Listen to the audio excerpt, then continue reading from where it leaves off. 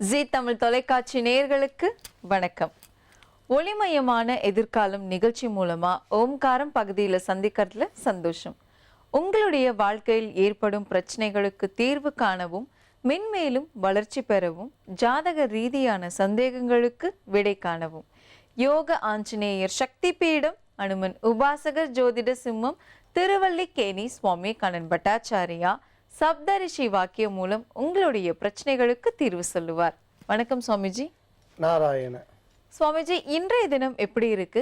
என்னென்ன பூஜைகள் நம்ம செய்யலாம்? என்னென்ன ஆன்மீக குறிப்புகள் இருக்குன்னு சொல்லுங்க சுவாமிஜி. ஸ்ரௌதத் மார்த்தாதிகம் கர்ம நிகிலம் ஏன சூத்ரிதம் தஸ்மை சமஸ்த வேதார்த்த விதே விகணசே நமஹ. வக்ரதுண்ட மகாகாயா சூரியகோடி சமப்பிரபா நிர்விக்னம் குருமே தேவா சர்வகாரேஷு சர்வதாம். யோக பட்டேன பத்தாங்கம் திரிநேத்திரம் சாந்த விக்கிரகம் தியாயே சமஸ்த தோஷக்னம் வாதாத்மஜ மகள் மஷம் கிருஷ்ணம் வந்தே ஜெகத்குரு. ஜெயந்தி மங்களாகாளி பத்ரகாளி கபாலினி துர்காஷமா சிவாதாத்ரி ஸ்வாகா சதா நமோஸ்துதே.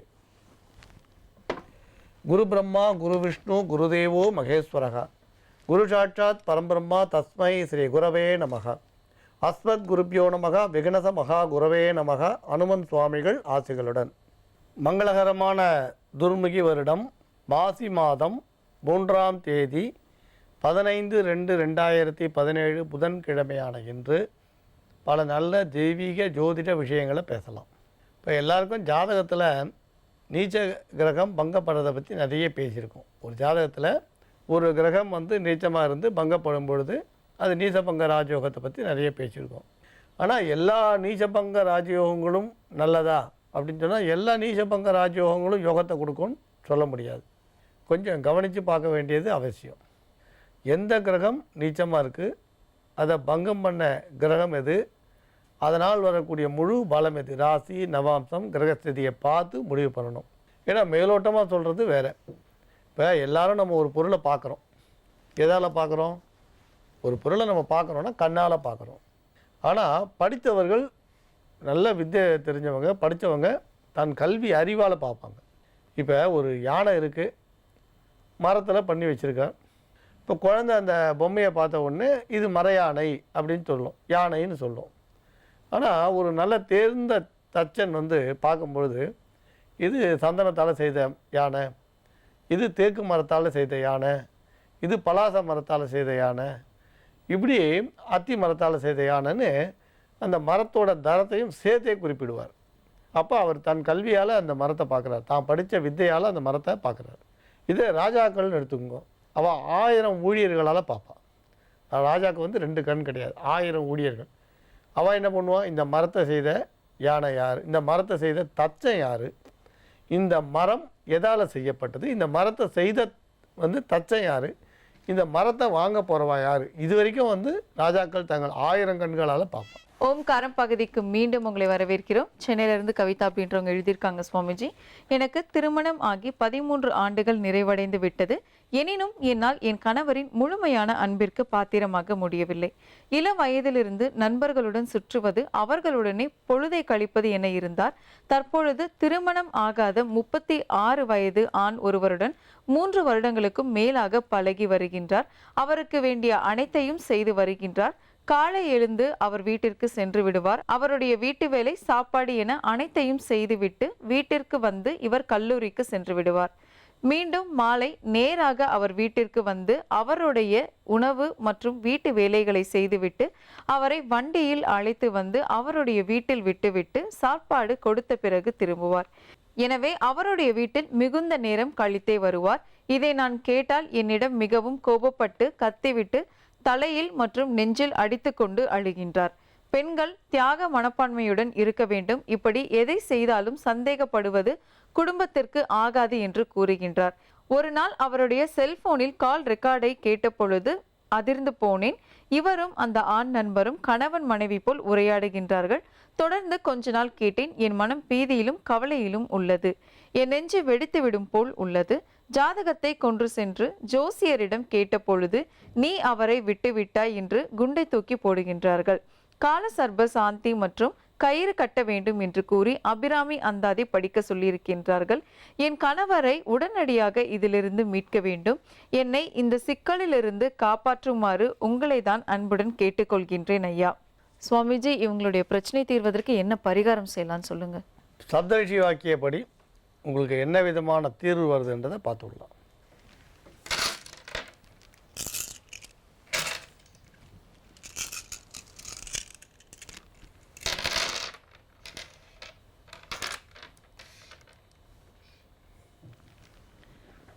சில எளிய பரிகாரங்கள் சொல்கிறோம்.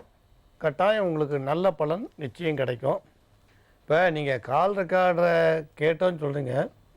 ஃபோனில் வந்து கால் ரெக்கார்டர் அவர் போட்டு வச்சாரா இல்லை நீங்கள் வந்து போட்டிங்களான்றதை பற்றி குறிப்பிடலை. ஏன்னா நீங்கள் அந்த கால் ரெக்கார்டரை டவுன்லோட் பண்ணி அவர் என்ன பேசுறாருன்னு குறிப்பிட்டீங்க. நீங்கள் அதை கேட்டுக்கணும்னு நினச்சிங்களான்னு தெரியல. ஏன்னா அப்படி நீங்கள் கேட்கணும்னு நினச்சிங்கன்னா நீங்கள் அவரை தொடர்ந்து நீங்கள் கண்காணிக்கிறீங்கன்றது ஒன்று தெரியுது.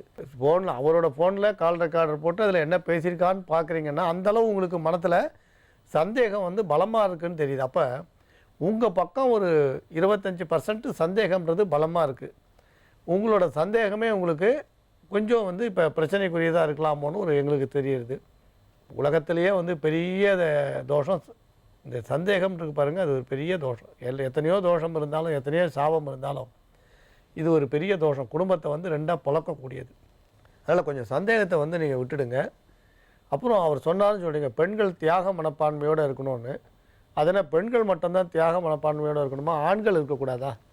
ஒருத்தர் தியாகம் பண்ணணும் அப்படின்னு நினைக்கிறதோ அதை பற்றி சொல்கிறதோ அப்படி பேசுகிறதோ சரியானதாக நாங்கள் சொல்ல மாட்டோம். அதனால் உங்கள் கணவர் உங்களை தியாகம் பண்ணணுன்ற வார்த்தையை குறிப்பிட்டிருந்தார்னா அது மிகப்பெரிய தவறு அப்படி தான் சொல்லுவோம். எதுக்காக நீங்கள் தியாகம் பண்ணணும்? அவர் தான் இஷ்டம் போல் நீங்கள் வந்து ஒரு பெண் நண்பர் வீட்டுக்கு போயிட்டோம், அவருக்கு சமைச்சு போட்டு அந்த பெண் நண்பரை ஆட்சி போய் அவரோட உத்தியோகத்தில் விட்டுட்டோம், திரும்ப சாயந்தரம் வந்து அந்த பெண் நண்பர் வீட்டுக்கு போய் சமைச்சு போட்டு 10 பாத்திரம்லாம் தேய்ச்சி கொடுத்து அவர் ஹெல்ப் பண்ணிங்கன்னா இவர் சும்மா இருப்பாரா? ஒரு ஆண் வந்து ஆண் நண்பர் வீட்டுக்கு போய் உதவி பண்ணுறார். நான் இதை தவறுன்னு சொல்ல மாட்டேன். கர்ணன் அப்படி பார்த்தீங்கன்னா கர்ணனோட வாழ்க்கையில் உங்களுக்கு துரியோதனன் எவ்வளோ பெரிய உதவி செய்தார்.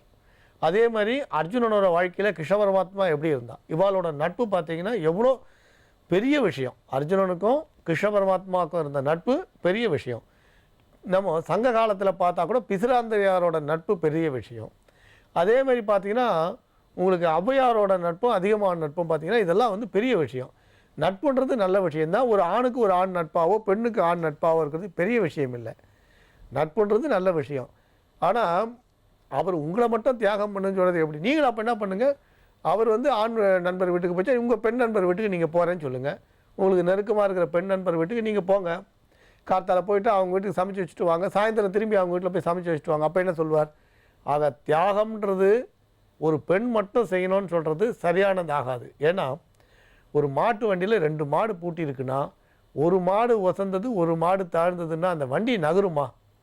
அதனால் எப்படி ரெண்டும் சம உயரத்தில் இருக்கணுமோ அந்த மாதிரி தான் சப்தபதிக்கு என்ன அர்த்தம்? கல்யாணம் பண்ணுறோம், தாலி கட்டுறதோடு மறந்துடுறோம். சப்தபதின்னு அந்த 7 மந்திரங்களை சொல்லி 7 அடி எடுத்து வைக்கிறோமே, அதுக்கு என்ன அர்த்தம்? வாழ்க்கையில் 2 பேரும் கட்ட நட்டங்களை சமமாக பகிர்ந்துக்கிறோன்னு அக்னி முன்னால் சத்திய பிரமாணம் பண்ணுறோம். அந்த நெருப்பு முன்னால் சத்திய பிரமாணம் பண்ணுறோம். அதுதான் சப்தபதி தவிர சுருக்கமாக சொன்னான்.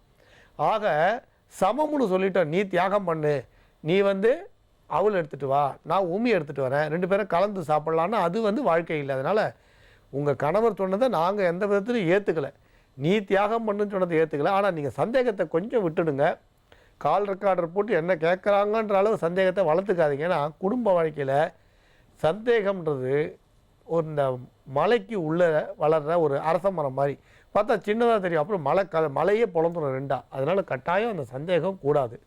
அப்புறம் இன்னொரு விஷயம், சாதாரணமாக நடைமுறையில் பார்த்தீங்கன்னா சில பேர் ஆண் நண்பர்கள் பேசிக்கிச்சா இன்னாமா சௌக்கியமாக இருக்கியான்னு கேட்பான். உடனே இன்னாமான்னு கூப்பிட்டாலே அப்படின்னு சொன்னால் பெண் தன்மையில் கூப்பிட்டா நீங்கள் நினைக்கக்கூடாது.